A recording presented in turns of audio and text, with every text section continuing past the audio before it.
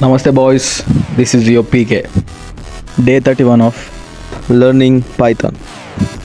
మీకు 2 నిమిషాల్లో పైథాన్లో ఉన్న 3 టాపిక్స్ లిస్ట్ గురించి ఎక్స్ప్లెయిన్ చేస్తా.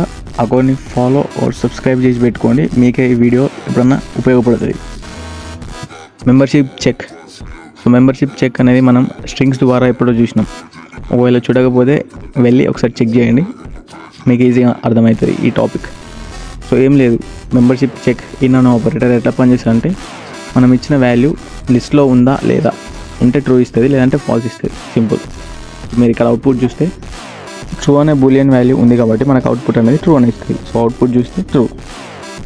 సో సేమ్ అలానే మెంబర్షిప్ చెక్లో నాట్ ఇన్ అనే ఆపరేటర్ ఎట్లా పనిచేస్తుంది అంటే, సేమ్ దానికి అపోజిట్. మెంబర్షిప్ ఇన్ అనే ఆపరేటర్కి అపోజిట్.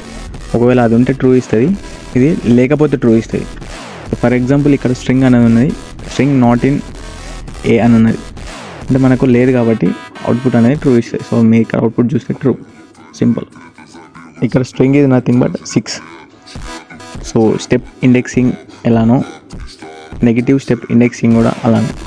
సో అక్కడ పాజిటివ్ నెంబర్స్ ఉంటాయి, ఇక్కడ నెగిటివ్ నెంబర్స్ ఉంటాయి. సో ఎప్పుడైనా పాజిటివ్ నెంబర్ అనేది పెద్ద ఉండాలి. మీరు ఇక్కడ కోడ్లో చూస్తే -5:-1 ఇక్కడ స్టెప్ అనేది 2 నెంబర్తో పెడితే మనకు అవుట్పుట్ 1, X and XX అని ప్రింట్ అవుతుంది. సింపుల్.